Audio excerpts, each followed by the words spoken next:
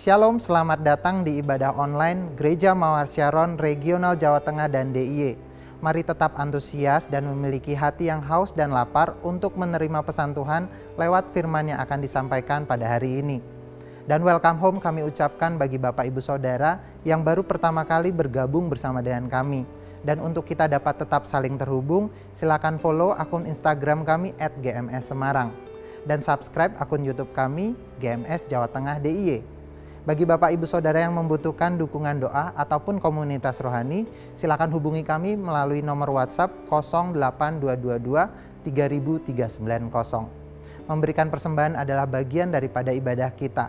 Bagi Anda yang akan memberikan persembahan, dapat melakukannya dengan cara transfer ke nomor rekening seperti yang tertera di layar, atau juga dapat scan QR Code melalui aplikasi dompet digital yang Anda miliki. Dan bagi Anda yang ingin terlibat dalam proyek renovasi GMS Semarang, dapat memberikannya dengan cara transfer ke nomor rekening berikut ini. Dan jangan lupa menambahkan nominal Rp1 pada nominal yang ingin Anda transfer. Sebelum memulai ibadah, mari kita berdoa terlebih dahulu. Bapa, kami mengucap syukur buat kasih karunia-Mu sepanjang kehidupan kami. Apapun yang kami alami Tuhan, Engkau tetaplah Allah yang setia. Kami rindu Tuhan hari ini menyenangkan hati-Mu, memuji dan memuliakan nama-Mu. Dan hati kami siap untuk dipenuhi oleh firman-Mu, agar kami semakin berbuah dan menjadi terang dimanapun kami berada. Kami siap memuji dan memuliakan nama-Mu Tuhan. Haleluya. Amin. Selamat beribadah, Tuhan Yesus memberkati.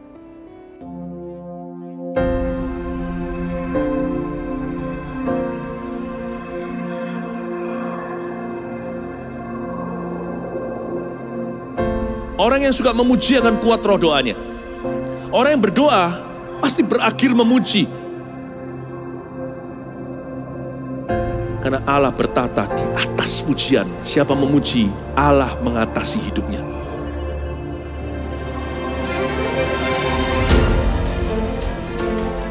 The Year of Praise, tahun pujian, menjadi sebuah petualangan yang tiada dua. Menjadi sebuah pelajaran hidup yang langsung dari Kristus. Menjadi sebuah pengalaman yang indah. Waktu kita memuji Tuhan, seluruh kerajaan itu berdiri di sampingmu. Waktu kita memuji, seluruh kerajaan Allah dan kereta-keretanya yang tidak kelihatan berkuda dan berapi-api itu berada di kanan kiri. Semakin fisik kita lemah, roh kita semakin memuji Tuhan. Semakin jasmani kita terbatas, semakin rohani kita tidak boleh dibatasi.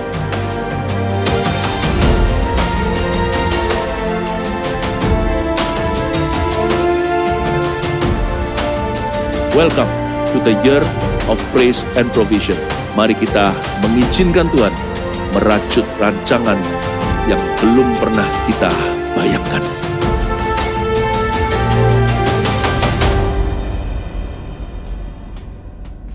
Bapak Ibu Saudara, hari ini kita mau memberi yang terbaik buat Tuhan kita. Pujian yang terbaik buat Allah kita. Mari bertepuk tangan sama-sama.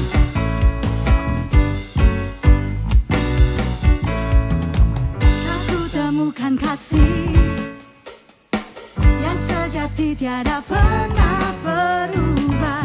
Hanya di dalam-Mu, Yesus Tuhanku. Telah Kau beri lebihi skala yang terbaik dalamku, tak berkesudahan, kekal selamanya. Katakan kita sama-sama. Kini ku bawa kepadamu hidupku sebagai persembahan. Terimalah pujian dari hatiku, hanyalah untuk-Mu.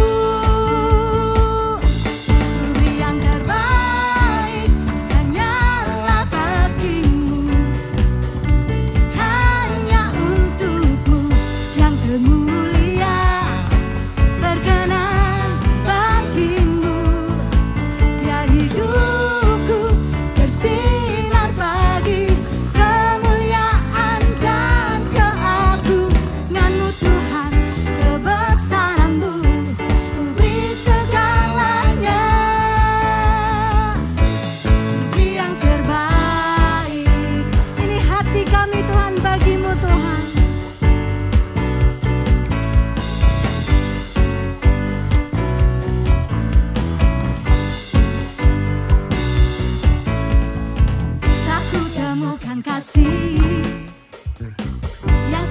hati tiada pernah berubah, hanya di dalam-Mu, Yesus Tuhanku.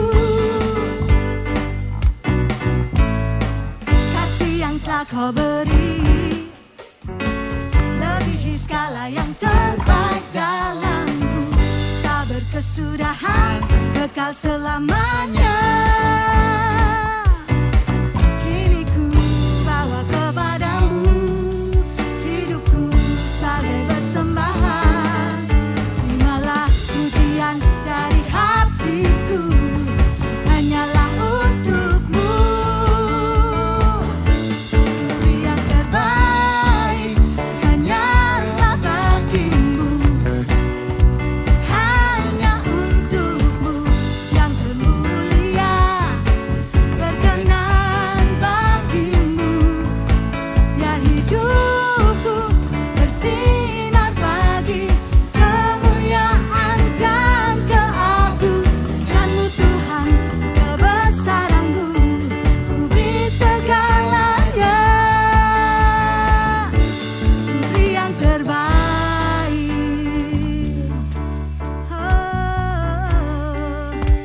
Ku beri yang terbaik.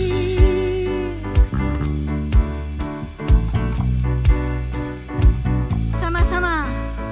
Papa para, papa para, papa para, papa para, papa para, papa para, papa para, papa para, papa para, papa para, papa para, papa para, papa para, papa para, papa para.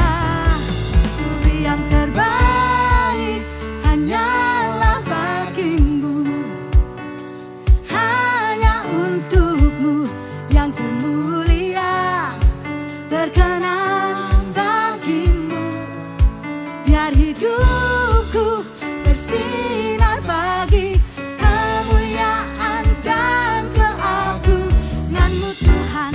Kebesaran-Mu ku beri segalanya, ku beri yang terbaik, ku beri yang terbaik, hanyalah bagi-Mu, hanya untuk-Mu yang termulia. Berkenan bagi-Mu, biar hidupku bersinar bagi kemuliaan dan keagungan-Mu Tuhan. Kebesaran-Mu ku beri segalanya,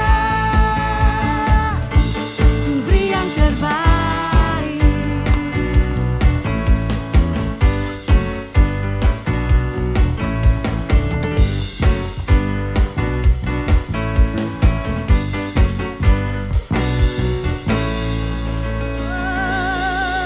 Ini hidup kami Tuhan, kami mau mengikut Engkau Tuhan.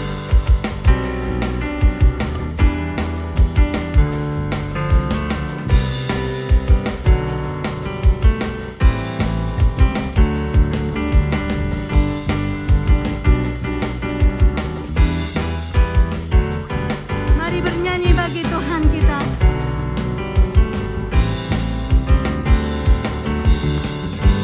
Kau Tuhan yang mulia, turun ke dunia.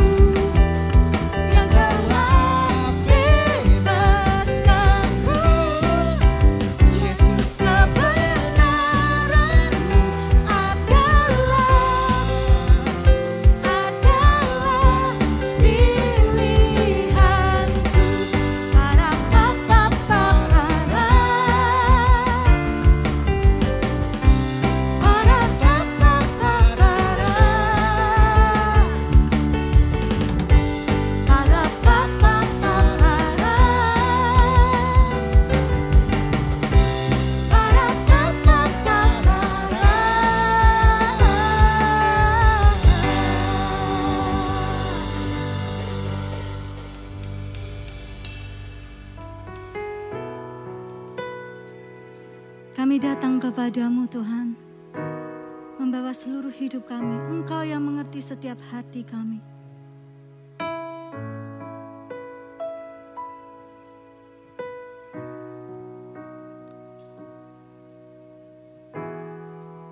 Ketika ku khawatir, kalut di hatiku,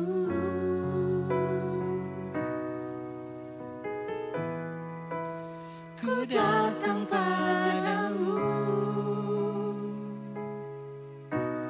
nyatakan doa dan ucapan syukur. Damai sejahtera yang melampaui segala akal akan memelihara hati dan pikiranku dalam Kristus Yesus.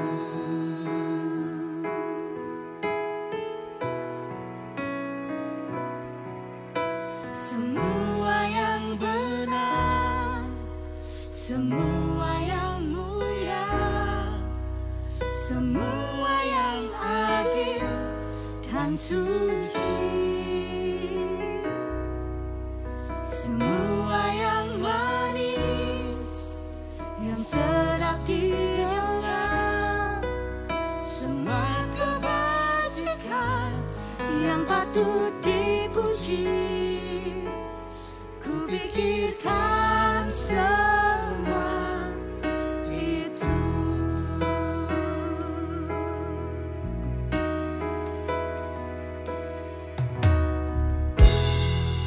Ketika ku khawatir,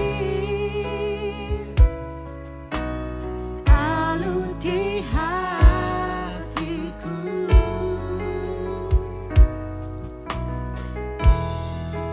ku datang padamu, nyatakan doa dan ucapan syukur. Damai sejahtera yang melampaui segala akal akan memelihara hati dan pikiranku dalam Kristus Yesus.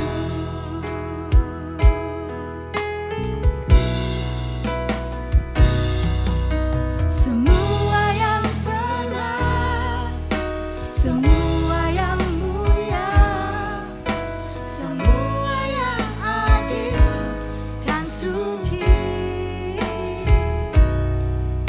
semua yang manis, yang sedap didengar, semua kebajikan yang patut dipuji. Ku pikirkan semua itu.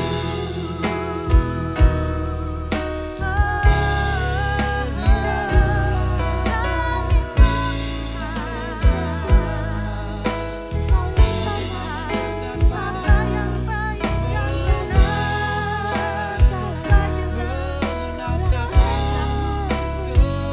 Sebab kami percaya bahwa yang memberikan jawaban atas setiap doa kami.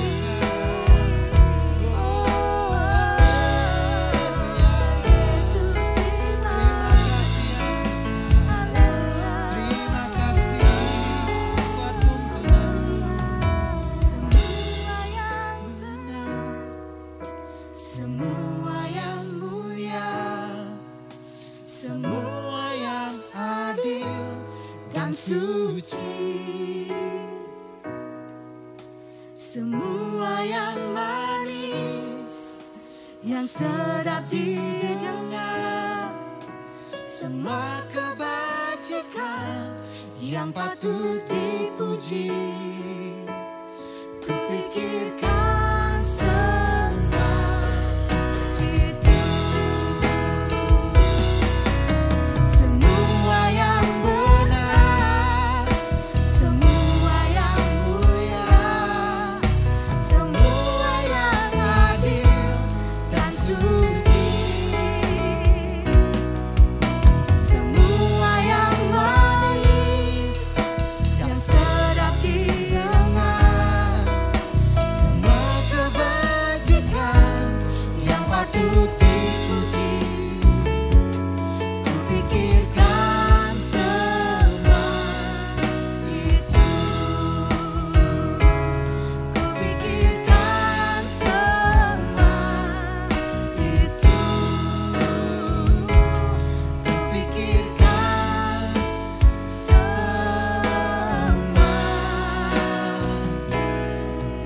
itu.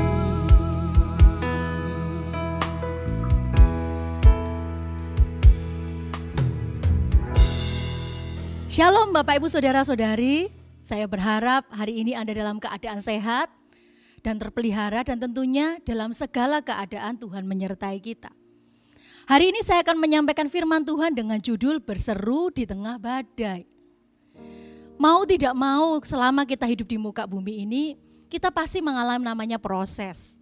Kita pasti mengalami namanya tantangan. Bahkan tidak dapat dipungkiri ada kalanya kita mengalami yang namanya penderitaan. Nah, ternyata sekalipun di tengah proses, di tengah tantangan, di tengah penderitaan, ternyata itu ada sesuatu yang kita bisa pelajari di dalamnya. Ya sekalipun ini sesuatu yang tidak mudah, tapi ternyata tetap di dalam segala keadaan kita bisa melihat kebaikan Tuhan dan rencana Tuhan yang luar biasa. Apa itu? Yaitu seperti ini. Ketika kita mengalami proses, tantangan, kadang hambatan, atau bahkan penderitaan dalam kehidupan kita, kita bisa menyadari tentang keberadaan Allah dalam kehidupan kita. Ya betul, keberadaan dalam kehidupan kita itu bisa dipelajari lewat Alkitab. Betul? Ada kejadian sampai Wahyu kita bisa mengenal Tuhan yang luar biasa dalam Alkitab kita. Bagaimana proses dialami orang demi orang, tokoh demi tokoh di sana. Tapi juga ada satu juga pengetahuan tentang keberadaan Allah yang kita dapat melalui apa? Melalui apa yang kita alami, yaitu pengalaman kita. Nah oleh sebab itu Bapak Ibu Saudara-saudari, karena ketika kita mengetahui tentang keberadaan Allah dalam kehidupan kita, maka itu membentuk cara berpikir kita. Membentuk pengetahuan kita tentang siapa Allah dalam kehidupan kita. Contoh begini, ketika kita mengalami pertobatan, kita mengalami begitu besar kasih Allah dalam kehidupan kita. Maka kita mengenal atau mengetahui Allah adalah kasih. Allah begitu mengasihi kita. Atau ketika mungkin Bapak Ibu Saudara-saudari mengalami permasalahan dalam pekerjaan, butuh pertolongan dalam pekerjaan. Dan ketika terjadi penyertaan Allah, ketika Anda melewati proses Anda diberikan kekuatan, dan kemudian Anda mengalami terobosan, maka Anda Bapak Ibu Saudara-saudari mengenal bahwa Allah kita adalah Allah yang menyertai. Dan Allah yang sanggup melakukan perkara yang luar biasa. Nah itulah munculnya kita berpikir tentang keberadaan Allah dalam kehidupan kita. Nah tapi masalahnya, kesadaran tentang keberadaan Allah dalam kehidupan kita seringkali nih ya, ini seringkali menurut survei. Munculnya itu bukan ketika keadaan yang enak atau yang baik ternyata. Tapi kadang munculnya justru ketika kita ini mengalami masalah, kesulitan, bahkan bisa jadi ketika seolah-olah tidak ada, kita merasa gak ada jalan keluar. Atau bahkan bisa jadi ketika kita berurusan dengan nyawa. Tiba-tiba kita merasakan membutuhkan keberadaan Allah dalam kehidupan kita. Yang seringkali yang namanya masalah, proses, atau tantangan, itu disebut dengan problem iman. Karena kenapa? Ketika saat mengalami hal seperti itu, di situ dibutuhkan yang namanya iman. percaya sekalipun tidak melihat. Halo? Nah, oleh sebab itu Bapak Ibu Saudara-saudari, ada orang-orang nih ketika mengalami hal tersebut, ya, mengalami proses, mengalami tantangan, atau mengalami penderitaan, mereka bersedia menerima, dan bahkan ketika mengalami hal tersebut, imannya itu semakin menyala-nyala. Imannya semakin bertambah-tambah. Namun juga ada yang menolak masalah tersebut dan justru kehilangan iman. Nah, hari ini kita mau belajar sungguh-sungguh. Ada satu tokoh di Alkitab kita, orang yang sungguh-sungguh beriman, tapi juga tidak lepas dari yang namanya proses dan masalah dan penderitaan, sama seperti yang kita alami. Tapi di tengah badai yang sedemikian rupa dalam kehidupannya, dia tetap memilih, dia tidak menghindar, ya, tapi dia tetap memilih untuk punya iman kepada Allah. Dan tokoh ini menjadi inspirasi bagi kita, bahwa tokoh ini ada seorang yang ternyata benar-benar ada contohnya dalam kehidupan kita. Sekalipun mengalami hal yang tidak mudah, tapi tetap pemegang Tuhan dengan begitu eratnya. Siapakah dia? Yaitu Ayub. Yang luar biasa begini, kisah tentang Ayub ini, satu kitab ini, bukan tentang kisah tentang bangsa loh Bapak Ibu Saudara-saudari. Bukan tentang sejarah atau bangsa, bahkan bukan tentang bangsa Israel. Tapi kitab Ayub ini tentang satu orang pribadi yang namanya Ayub. Hal ini menunjukkan bahwa begini, saya dan Anda, satu pribadi, itu sangat berharga di hadapan Tuhan. Halo, amin. Dan kitab Ayub ini menunjukkan bahwa dalam kedaulatan Tuhan Allah, ternyata juga mengizinkan orang beriman itu juga mengalami tantangan, proses, atau bahkan disebut dengan penderitaan. Tapi orang beriman ini yang namanya Ayub, dia tidak kehilangan imannya. Tapi dia tetap pegang teguh. Karena kenapa? Karena Ayub punya kesadaran dalam kehidupannya tentang Allah yang hidup, tentang Allah yang sungguh-sungguh nyata dalam kehidupannya. Nah, Ayub ini belajar untuk menggerakkan hatinya, menggerakkan pikirannya, menggerakkan imannya. Kepada apa? Kepada bahwa Allah itu Allah yang berdaulat. Yang percaya katakan amin. Katakan sama-sama dengan saya, Allah kita berdaulat. Amin. Nah, dan Bapak Ibu Saudara-saudari, hal ini bukan otomatis terjadi. Ayub itu juga manusia biasa, sama seperti saya, sama seperti Anda juga. Sama seperti kita. Dia juga pernah mengalami namanya pasang imannya begitu teguh. Tapi ternyata dia juga pernah mengalami surut imannya, di mana dia mulai goyah, di mana mulai ya dia sendiri mulai bimbang dan sebagainya. Namun dia tetap tidak menyerah. Hari ini apa yang kita alami? Yang membuat kita juga goyah. Hari ini ada mungkin yang dipasang, tapi mungkin kebanyakan disurut yang di dalam kehidupan kita. Tapi ingat ini, jangan putuskan untuk menyerah. Sama seperti tokoh di Alkitab ini, dia tidak menyerah. Di kisah ini itu digambarkan tentang Allah itu sebagai pemimpin sidang ilahi. Dan ternyata dalam kisah ini juga diterangkan bahwa ada satu tokoh lagi namanya iblis, yaitu si pendakwa, yang menjadi dalam tanda kutip biang kerok ya, atau yang menjadi penyebab dari penderitaan yang dialami oleh Ayub. Dia punya tuduhan begini, iblis itu datang kepada Tuhan dan berkata gini, dia menuduh begini, Tuhan, Ayub itu saleh karena engkau mengupahinya. Tuhan, Ayub itu berkenan kepadamu, dia mau dekat denganmu, ya karena engkau membuat dia diberkati. Nah ternyata ucapannya iblis itu sama loh dengan ucapan dari siapa? Dari istri Ayub dan teman-temannya Ayub bahwa begini.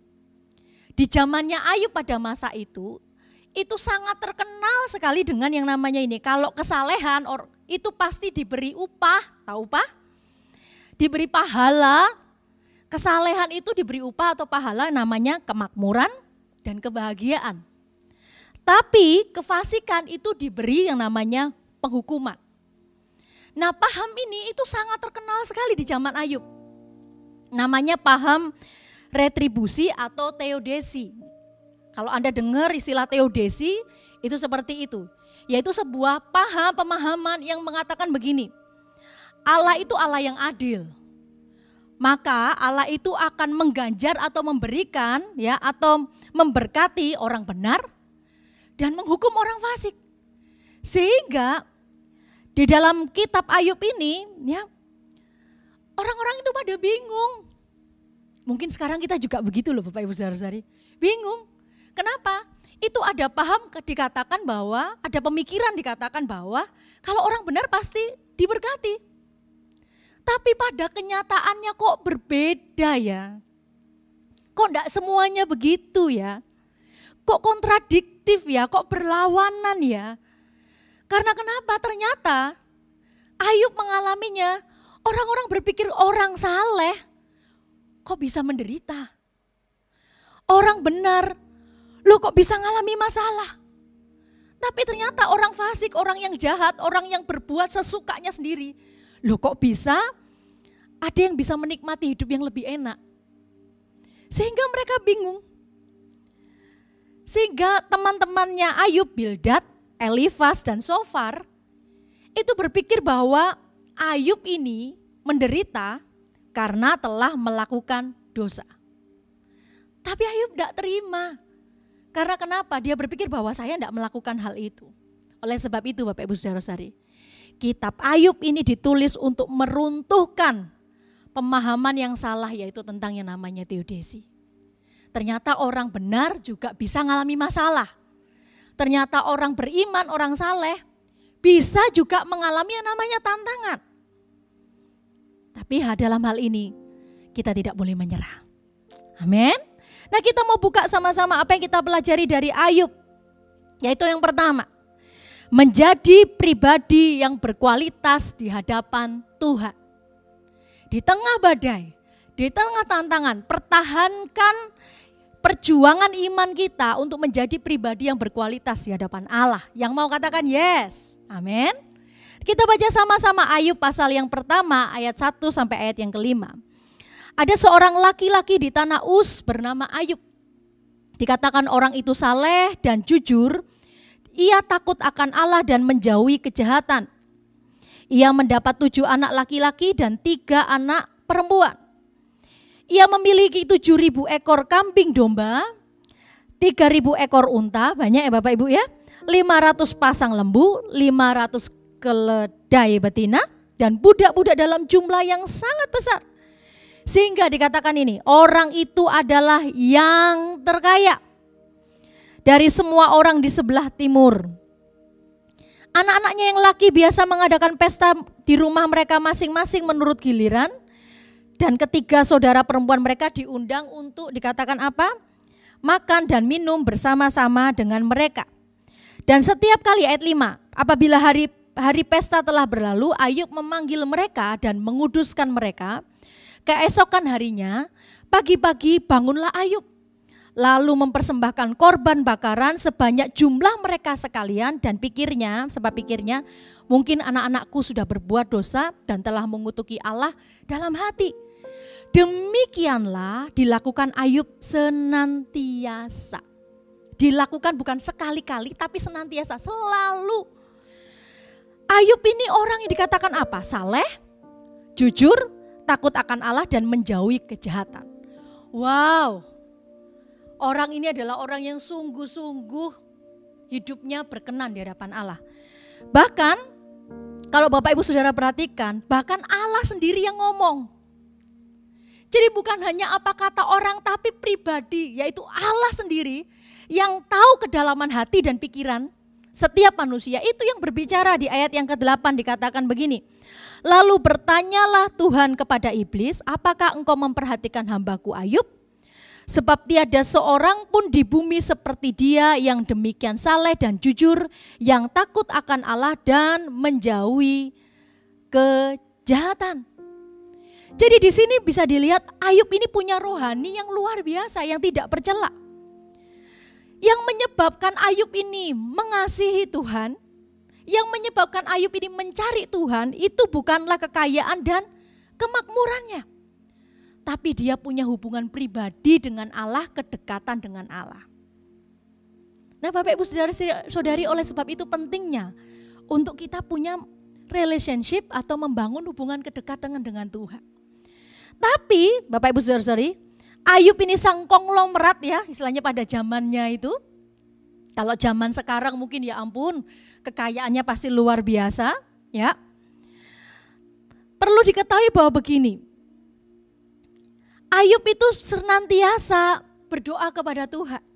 Dan kenapa ditulis di sini berkatnya atau kekayaannya begitu banyak? Karena seringkali pada masa itu digambarkan tadi, orang yang benar itu diberkati. Seperti di dalam kitab Ulangan 28 pasal yang ke-28. Dan di situ dikatakan juga Ayub itu sebagai ayah yang saleh. Wah luar biasa ya Ayub ini. Bahkan yang mengatakan bahkan Allah sendiri. Kemudian yang kedua, apa yang perlu kita miliki? Seperti Ayub miliki ketika mengalami badai kehidupan adalah begini. Kita menyadari bahwa Allah itu berdaulat. Yang kita pelajari dari kitab Ayub itu adalah apa? Allah itu berdaulat atas segala sesuatu. Amin. Kita baca sama-sama ayat yang ke-6. Pada suatu hari datanglah anak-anak Allah menghadap Tuhan dan di antara mereka datanglah juga iblis. Kemudian ayat yang berikutnya. Maka bertanyalah Tuhan kepada iblis, dari mana engkau? Jawab iblis kepada Tuhan, dari perjalanan mengelilingi dan menjelajahi bumi. Kemudian ayat ke-7. Lalu bertanyalah Tuhan kepada iblis, apakah engkau memperhatikan hambaku Ayub? Sebab tiada seorang pun di bumi seperti dia, yang demikian saleh dan jujur, dan yang takut akan Allah dan menjauhi kejahatan. Nah kalau Bapak Ibu Saudara-saudari lihat di sini, jelas sekali inisiatif percakapan ini dimulai dari siapa? Dari Tuhan. Ya Allah membuka percakapan tentang siapa? Ayub ini. Apakah? Terus kemudian iblis menjawab. Ayat ke-9. Apakah dengan tidak mendapat apa-apa Ayub takut akan Allah? Iblis sedang menuduh Ayub, katakan begini, oh Tuhan, enggak seperti itu gitu. Jangan-jangan Ayub itu beribadah dekat denganmu karena tadi supaya dapat berkat darimu, supaya kaya. Nah, dia itu sedang mendakwa Ayub, iblis ini sedang mendakwa Ayub bahwa gini, Ayub itu takut akan Allah atau hanya beribadah kepada Allah demi kemakmuran yang diterima. Bapak Ibu Saudara-saudari, bukankah ini juga seringkali menjadi dakwaan bagi kita? Coba kita juga tanyakan dalam hati kita. Ketika kita datang kepada Tuhan, ketika iblis mungkin berusaha menuduh kita, apa motivasi kita? Apa alasan kita datang kepada Tuhan? Nah iblis tidak terima karena begini, iyalah Tuhan, kondisinya diberkati kok. Nah jangan-jangan dia curiga, si iblis ini curiga, alasannya bukan seperti itu. Bapak Ibu Saudara-saudari, kenapa Tuhan tetap menunjukkan pribadi Ayub? Karena Tuhan tahu kedalaman hati Ayub. Tuhan tahu motivasi Ayub, sama juga dengan kita. Tuhan tahu kedalaman hati kita. Tuhan tahu motivasi kita ketika kita datang kepadanya, mendekat kepadanya. Apakah hanya karena demi supaya kita makmur, diberkati, atau benar-benar sungguh kita sadar bahwa kita tidak bisa hidup tanpa Dia. Kita sadar bahwa kita membutuhkan Dia. Dialah sumber segala sesuatu dalam kehidupan kita. Dan Dia adalah Allah yang berdaulat. Satu-satunya Tuhan yang harus kita sembah. Apa motivasi kita? Anda bisa jawab sendiri-sendiri ya. Kemudian yang ketiga, apa yang kita pelajari dari Ayub adalah begini. Ada perlindungan Allah bagi orang benar. Luar biasa ya. Ini jadi penghiburan bagi kita semua. Bahkan ketika kita mungkin mengalami masa yang gak mudah, yang gak enak, yang seperti terhimpit, seperti mau menyerah. Ingat ini, ada perlindungan Tuhan sendiri. Allah sendiri yang melindungi. bagi orang benar. Jangan lupa kata di belakangnya, bagi orang benar. Nah, ayat 9 dikatakan begini, lalu jawab iblis kepada Tuhan, apakah dengan tidak mendapat apa-apa Ayub takut akan Allah? Ayat 10, kita baca bersama-sama yuk. Saya melihat dengan iman ya, Anda membaca bersama dengan saya. Bukankah engkau yang membuat pagar sekeliling dia dan rumahnya, serta segala yang dimilikinya, apa yang dikerjakannya telah kau berkati dan apa yang dimilikinya makin bertambah di negeri itu. Jelas dikatakan begini, Tuhan, iblis itu bilang, bukankah engkau itu membuat pagar sekelilingnya? Jelas sekali di sini, mungkin kita hari ini tidak melihat secara kasat mata, mata kita tidak melihat secara langsung. Tapi di tengah badai yang sedemikian rupa, di tengah goncangan, tantangan, masalah, tekanan, kalau kita dapati hidup kita benar di hadapan Tuhan, kita adalah orang-orang yang takut akan Tuhan. Ada penghiburan bagi kita. Yaitu apa? Ada pagar sekeliling, ada Allah itu membentengi dan melindungi kita. Sama seperti yang dikatakan di Alkitab ini, Allah membentengi dan melindungi Ayub. Bapak Ibu Saudara-saudari. Oleh sebab itu, sehingga dia katakan apa yang telah dikerjakannya telah kau berkati. Lah jelas dikatakan. Wong Tuhan melindungi kok, Tuhan menjagai, jelas tidak ada yang bisa mengambilnya. Jelas tidak ada yang bisa memporak-porandakannya. Karena kenapa? Allah sendiri yang melindungi. Allah sendiri yang menjagai. Oleh sebab itu, sekeras apapun badai yang kita hadapi, setidak mudah apapun tantangan yang kita alami, berkatalah kepada jiwa kita, selama kita takut akan Tuhan, kita hidup benar di hadapan Tuhan, ada perlindungan Allah bagi orang-orang benar. Amin. Dan di sini kalau Anda lihat Bapak Ibu Saudara-saudari, memang tema dari kitab Ayub ini adalah begini. Apakah dengan tidak mendapat apa-apa Ayub takut akan Allah? Itu pertanyaan besar.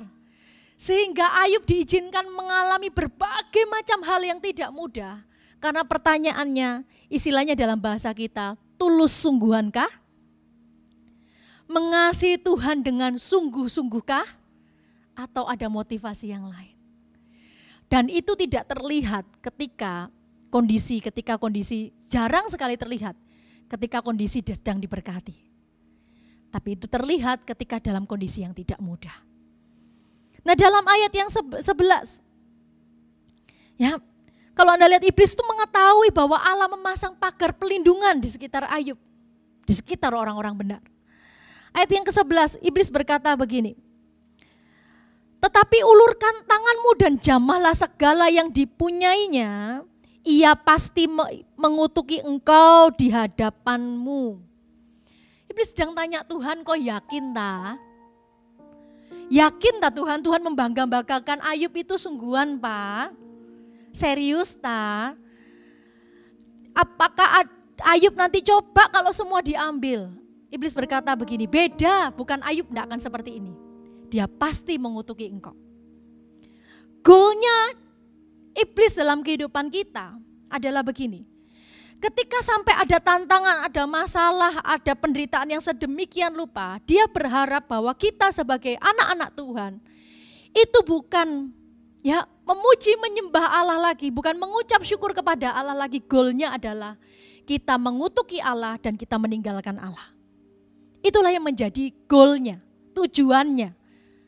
Kenapa dia berusaha ya seperti singa yang mengaum-ngaum, seperti musuh yang berusaha untuk menjatuhkan kita. Goalnya adalah supaya kita mengutuki Tuhan, hati kita kecewa, hati kita pahit, dan kemudian kita meninggalkan Allah.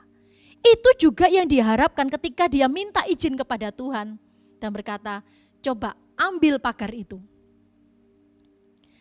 Nanti dia tidak akan mengucap syukur dan menyembah kepadamu lagi. Itu keyakinannya iblis. Itu keyakinannya pendakwa. Kenapa dia seyakin itu Bapak Ibu Saudara-saudari? Karena survei ya dia kan hidup dari zamannya lampau sekali. Beribu-ribu tahun mungkin, berpuluh-puluh ribu tahun. Dia lihat manusia, kecenderungan manusia adalah apa? Ketika mengalami sedemikian rupa, orang itu cenderung mengutuki Tuhan. Dan dia berpikir bahwa Ayub juga sama. Bagaimana dengan kita? Saya berharap kita mau belajar sama-sama sekalipun tidak mudah. Saya memahami sekali apa yang dialami Ayub. Atau mungkin hari ini apa yang Anda alami juga tidak mudah. Ada yang mungkin dari Anda hari ini sedang isolasi mandiri. Atau mungkin di rumah sakit. Atau hari ini Anda sedang mengalami tantangan dalam pekerjaan dan sebagainya, tidak mudah. Tapi jangan sampai biarkan rencana iblis berhasil dalam kehidupan kita. Amin. Dan di kemudian ayat ke-12 dikatakan begini. Maka firman Tuhan kepada iblis. Nah, segala yang dipunyainya ada dalam kuasamu. Tapi dikatakan begini, hanya janganlah engkau mengulurkan tanganmu terhadap dirinya. Dari ayat 12 ini, kita melihat bahwa Allah ya betul memberikan izin kepada iblis untuk apa? Untuk boleh mencobai Ayub dalam artian segala apa yang dia miliki. Tapi ingat ini, tetapi tidak atas Ayub sendiri. Dan pencobaan kedua juga, Ayub diizinkan sakit, tapi iblis tidak boleh sama sekali mengambil atau berurusan dengan nyawa Ayub. Karena kenapa? Karena Ayub adalah miliknya Tuhan. Bapak Ibu Saudara-saudari, kalau lihat kisah ini tentang semua percakapan antara Allah dengan iblis, itu Ayub tidak tahu. Halo, betul? Sama juga dalam kehidupan kita, bagi kita, ketika kita mengalami masalah, tantangan dan sebagainya, kita nggak ngerti kenapa ini terjadi mungkin. Buat kita misteri nih, ada apa ini, kok bisa seperti ini. Ayub sendiri sama sekali tidak tahu apa yang dibalik segala sesuatu yang dia alami, dia tidak tahu. Bagi dia misteri, karena tiba-tiba terjadi. Dia tidak tahu kenapa dia harus menanggung derita seperti itu, sedemikian rupa. Nah Bapak Ibu Saudara-saudari, kalau Ayub itu sampai tahu nih, maka gak ada namanya lagi tempat di mana namanya iman. Karena kenapa? Karena semua baik-baik saja. Ayub tidak tahu supaya kenapa? Supaya ia bisa keluar dari badai pencobaan atau api pencobaan itu seperti emas yang teruji. Halo? Diproses demikian rupa, tapi muncul menjadi emas yang teruji. Kalau Bapak Ibu Saudara-saudari baca ayat 12 ini, kita melihat bahwa begini, Allah tidak mendikte apa yang harus iblis lakukan. Wah, iblis bisa, iblis itu punya rencana dan sebagainya. Tetapi ingat, dalam segala sesuatu Allah itu memegang kendali. Allah itu memegang kontrol. Hari ini juga apa yang kita alami, segala sesuatu mungkin bisa, setiap hari bisa berubah. Keadaan kita bisa berubah semikian rupa, tapi ingat ini kita punya Allah yang memegang kendali, Allah yang berdaulat atas kehidupan kita. Allah yang berdaulat atas segala sesuatu, sehingga begini, iblis tidak diizinkan bertindak melampaui batas kedaulatan Allah. Karena kenapa? Allah tetap Allah. Allah adalah Allah yang berdaulat. Betul, Allah memang mengizinkan pada saat itu Ayub dicobai oleh iblis. Tetapi Allah menentukan batasannya sehingga iblis tidak boleh bertindak sembarangan seenaknya sendiri. Karena kenapa? Sampai selamanya semua ciptaan Allah tunduk pada otoritas, pada kuasa, pada kendali Allah. Termasuk siapa? Termasuk iblis juga. Karena iblis adalah ciptaan Allah. Oleh sebab itu, ya Bapak Ibu Saudara-saudari, setiap kali ada proses atau masalah yang diizinkan terjadi, ingat ini, tetap ada batasnya. Siapa yang menentukan batas itu? Batas itu yang menentukan adalah Allah. Dan pembatasan itu merupakan penghiburan bagi kita. Sehingga kenapa? Tidak ada segala sesuatu dalam kehidupan orang yang benar. Yang iblis bisa bertindak semaunya sendiri, sesuka hatinya sendiri. dalam segala sesuatu di luar kontrolnya Allah. Tidak bisa. Karena kenapa? Allah lah yang berdaulat atas kehidupan orang-orang percaya.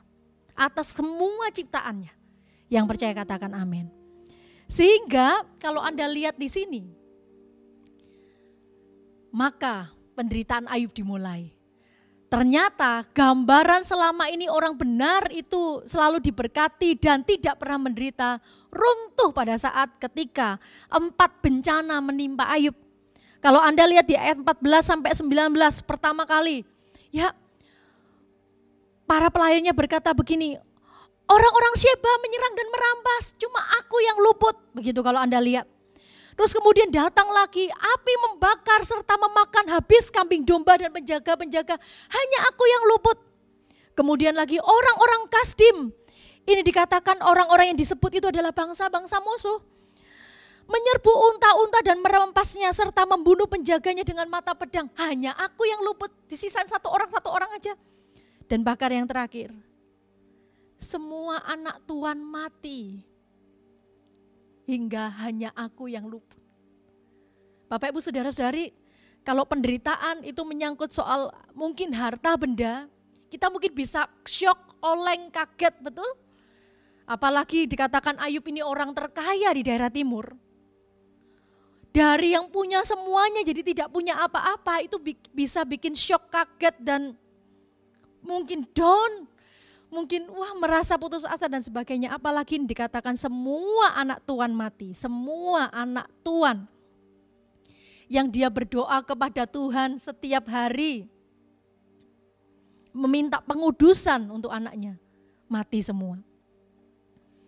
Di sini tapi ingat Bapak Ibu Saudara-saudari, dalam keadaan yang seperti ini, semua tetap dalam kontrolnya Tuhan. Kita punya Allah yang berdaulat atas segala sesuatu. Dari sini kita belajar juga apa dari kisah Ayub yang berikutnya, yang keempat. Pentingnya memiliki respon yang benar. Kenapa? Karena berita mengejutkan semikian rupa di ayat 14 sampai ayat 19, ya kita melihat bagaimana respon yang luar biasa dari Ayub. Dan inilah dikatakan seruan Ayub di tengah badai yang dia hadapi. Inilah seruan atau perkataan Ayub kepada Allah dan kepada orang sekelilingnya di tengah badai yang dia hadapi.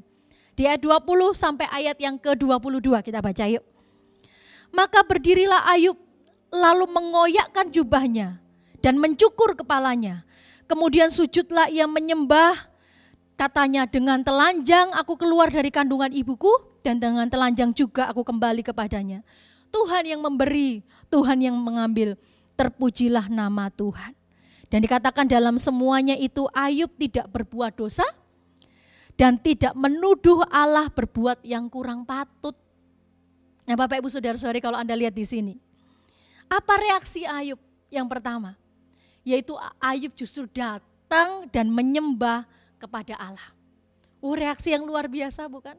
Dia tidak marah, dia tidak menggerutu, dia tidak menyalahkan Tuhan, tapi dia datang pertama kali.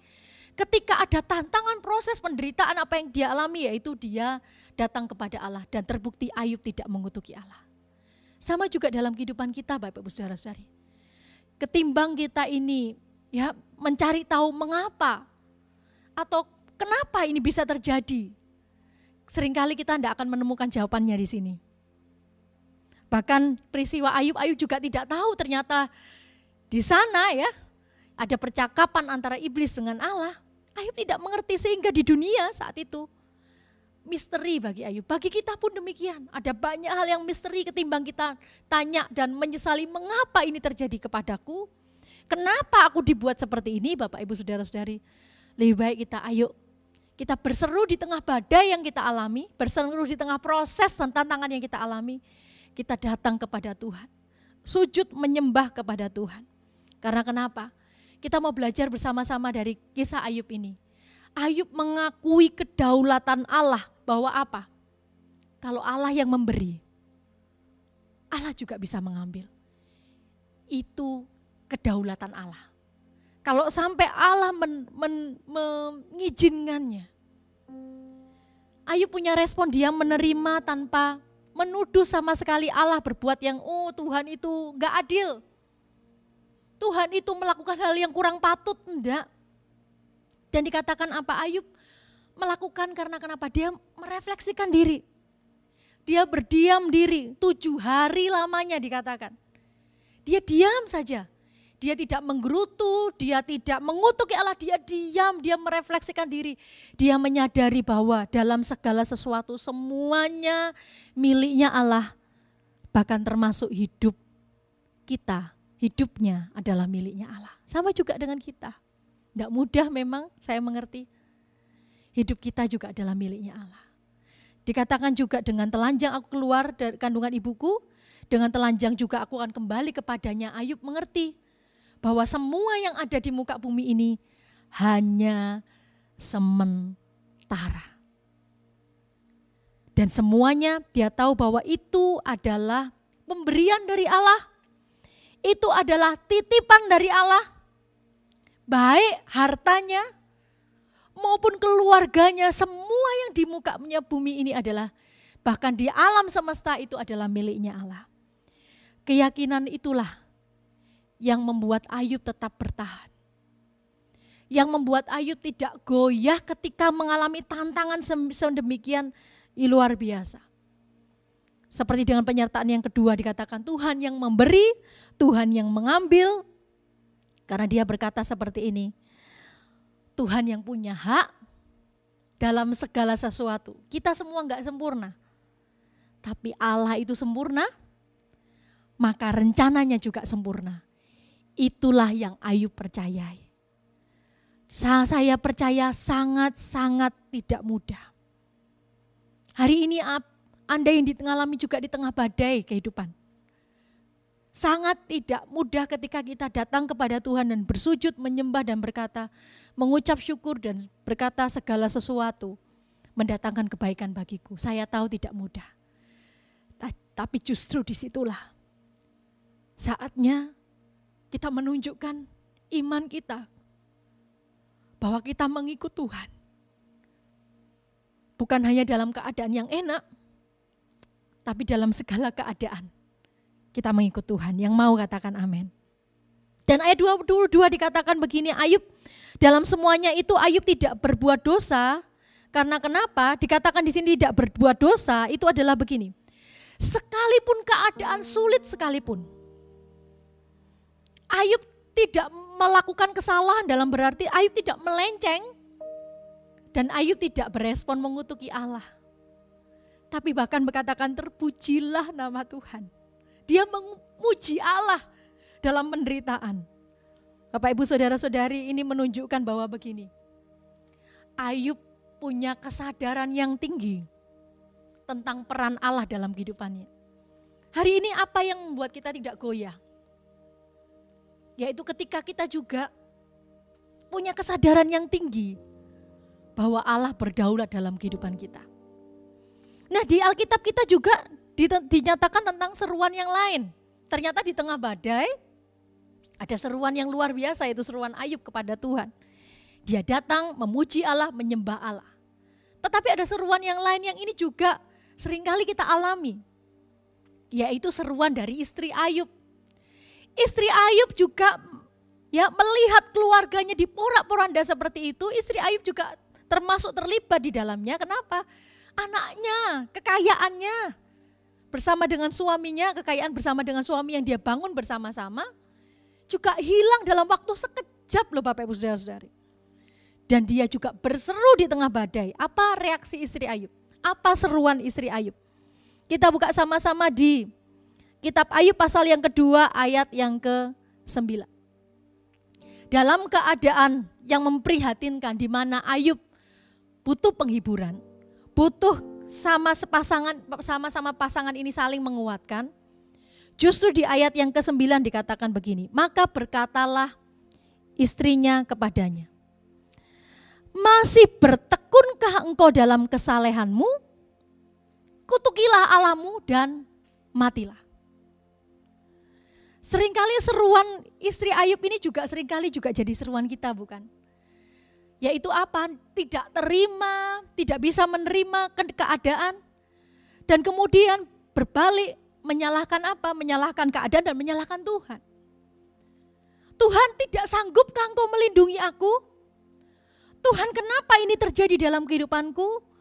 Kemudian marah kepada Tuhan, protes kepada Tuhan, dan mungkin kita berpikir sama seperti istri Ayub, kutukilah Allahmu dan matilah, maksudnya sudah, gak usah Tuhan-Tuhanan lagi.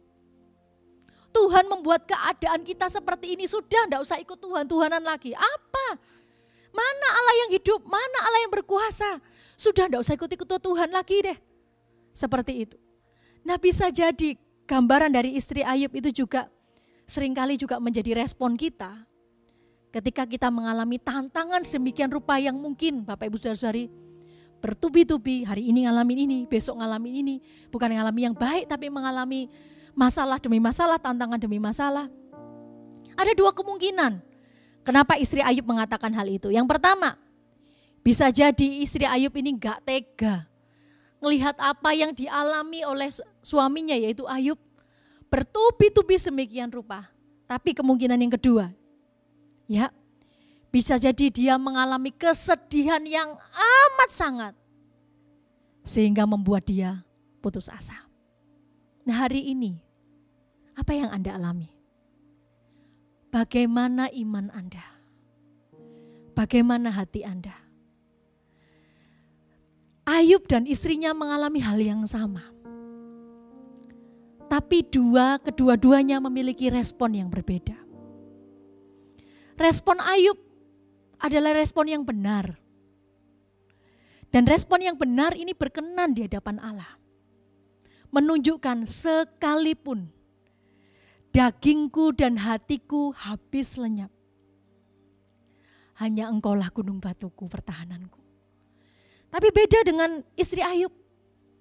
Istri Ayub dikatakan apa? Dikatakan ya, dia tidak sadar ternyata perkataannya itu, ucapannya itu ternyata membantu rencana iblis untuk menggolkan atau melaksanakan tujuannya. Ingat tadi, iblis bilang apa kepada Allah? Ambil saja Tuhan. Kalau kau ambil, dia akan kutuki engkau. Goalnya adalah memang itu. Nah, istrinya ngomong bicara seperti itu juga, dikatakan begini, masih bertekunkah engkau dalam kesalehanmu? Kutukilah dan matilah. Sama sepakat dengan siapa? Dengan iblis. Udah enggak usah Tuhan-Tuhanan, sudah enggak usah ikut-ikut Tuhanan. Nah, Bapak Ibu Saudara-saudari, bukankah itu yang iblis kehendaki? Rencananya adalah seperti itu. Oleh sebab itu Bapak Ibu Saudara-saudari, istri Ayub ini sedang mempertanyakan di mana Allah? Mana Allah yang luar biasa? Mana Allah yang dahsyat yang kau sembah itu? Yang kau beribadah pagi siang malam dengan tekun berdoa kepadanya. Bapak Ibu Saudara-saudari, jangan sampai respon ini ada dalam kehidupan kita. Karena kenapa? Justru itu membuat kita bisa tidak percaya kepada Allah dan mundur. Seharusnya sebagai seorang penolong, dia menguatkan Ayub untuk tetap kuat dalam imannya. Oleh sebab itu di masa seperti ini Anda butuh suami dan istri, ayo saling menguatkan iman kepada Tuhan.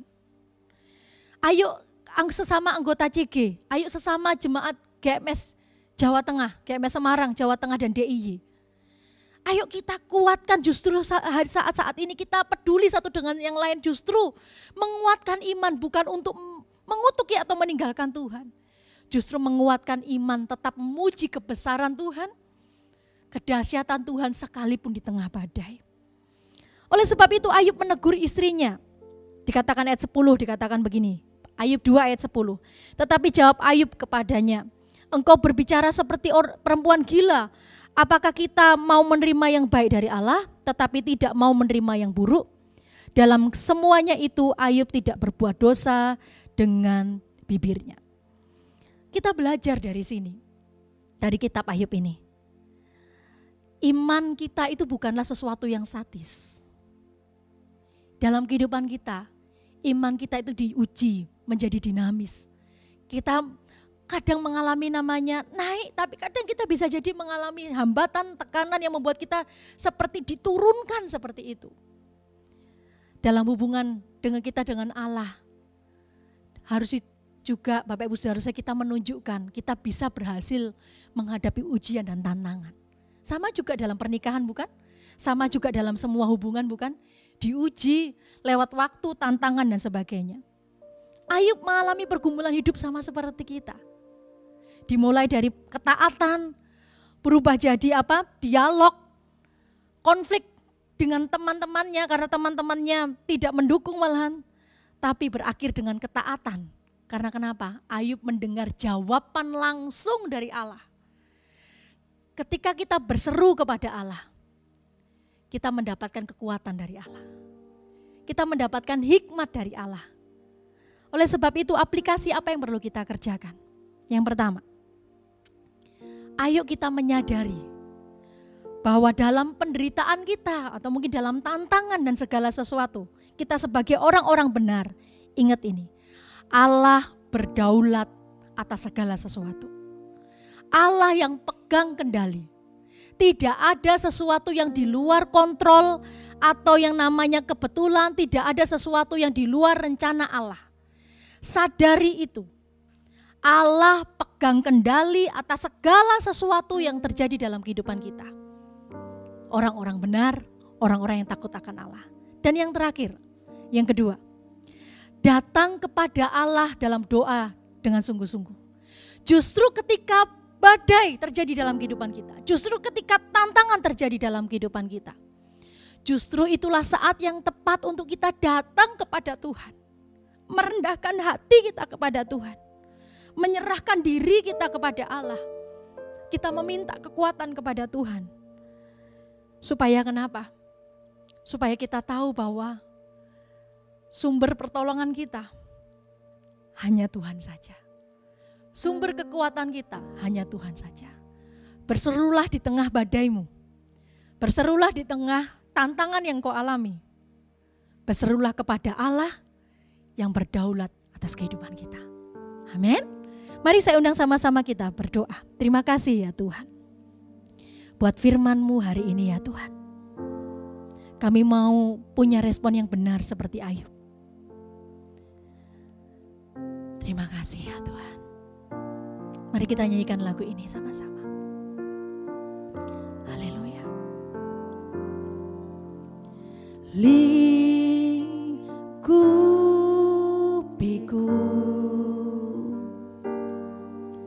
dengan sayap-Mu,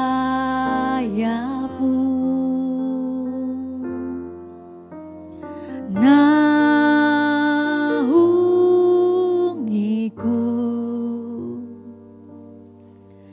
dengan kuasa-Mu di saat badai bergelora. Ku akan terbang bersama-Mu, Bapa Kau Raja atas semesta. Ku tenang sebab Kau Allahku. Kita ulangi lagu ini dari awal, katakan terima kasih ya Tuhan. Amin. Lingkupiku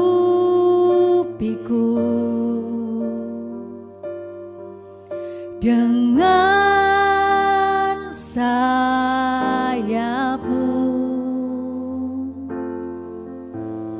naungiku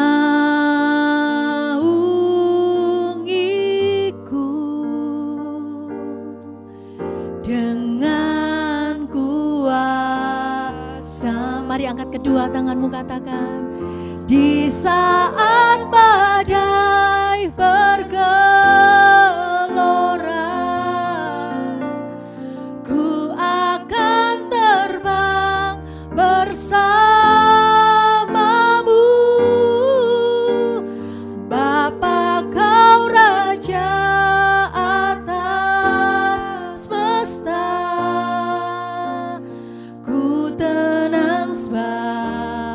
Kau Allahku. Di saat badai bergelora, ku akan terbang bersamamu.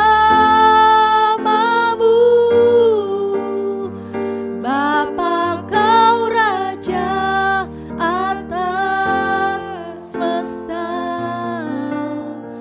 Ku tenang sebab Kau Allah. Biar musik mengalun. Hari ini Bapak Ibu Saudara-saudari, apa yang Anda alami? Anda merasa mungkin hari ini tekanan demi tekanan, masalah demi masalah, himpitan demi himpitan, yang Anda mungkin mempertanyakan, Tuhan, kenapa ini terjadi dalam kehidupanku? Hari ini ketimbang kita sibuk bertanya mengapa dan mengapa, mau tidak mau kita harus menghadapinya, dan saat ini kita mengalaminya. Maka Bapak Ibu Saudara-saudari, mari miliki respon yang benar, yaitu dengan apa? Allah itu pegang kendali. Allah itu pemilik kehidupan kita. Allah itu berdaulat atas segala sesuatu. Dan respon yang terbaik hari ini, ayo mari kita sama-sama datang kepada Allah. Kita menyerahkan diri kita. Dengan segala keadaan kita, mungkin kita merasa nggak mampu, nggak bisa, nggak kuat. Dan mungkin kita berpikir mau menyerah, ayo kita serahkan diri kita kepada Tuhan. Dengan keadaan kita ini, kita berkata, Tuhan, aku butuh kekuatan yang daripadamu. Tolong aku ya Tuhan, pimpin aku, sertai aku. Melewati segala hal ini dengan tetap punya iman, punya hati yang teguh. Saya rindu berdoa, bagi Anda yang rindu didoakan, angkat kedua tanganmu. Tuhan, hari ini hamba berdoa untuk tangan-tangan yang terangkat. Setiap pribadi berharga. Hari ini Tuhan, Engkau yang paling tahu, bahkan Engkau tahu kedalaman hati. Kesulitan, hambatan, tantangan yang dihadapi oleh setiap umat-Mu ya Tuhan. Hari ini kami memutuskan datang kepadamu. Kami membutuhkan pertolongan dari tempat yang maha tinggi, yaitu Engkau ya Tuhan. Kami memutuskan untuk mengikut Engkau sampai akhir. Bantu kami, tolong kami. Bersandar kepadamu ya Tuhan. Di saat badai bergelora,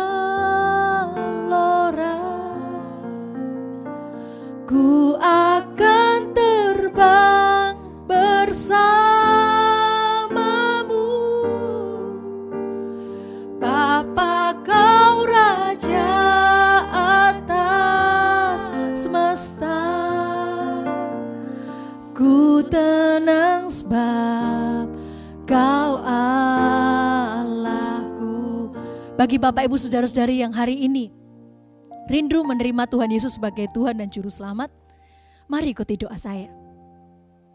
Tuhan Yesus, hari ini saya mau menerimamu sebagai Tuhan dan Juru Selamatku. Hadirlah di hidupku ya Tuhan. Terima kasih Engkau sudah mati bagiku, menebus dosaku, dan bangkit untuk menyatakan kemenangan bagiku ya Tuhan. Terima kasih ya Tuhan, ampuni dosaku. Mulai hari ini aku adalah milik-Mu. Materaikan ya Tuhan, di dalam nama Tuhan Yesus. Bapak Ibu Saudara-saudari, bagi Anda yang baru pertama kali menerima Tuhan Yesus sebagai Tuhan dan Juru Selamat, Anda bisa klik link di atas supaya kami bisa memfollow up Anda. Mari angkat kedua tanganmu, kita akan mengakhiri ibadah kita hari ini. Terimalah berkat ini.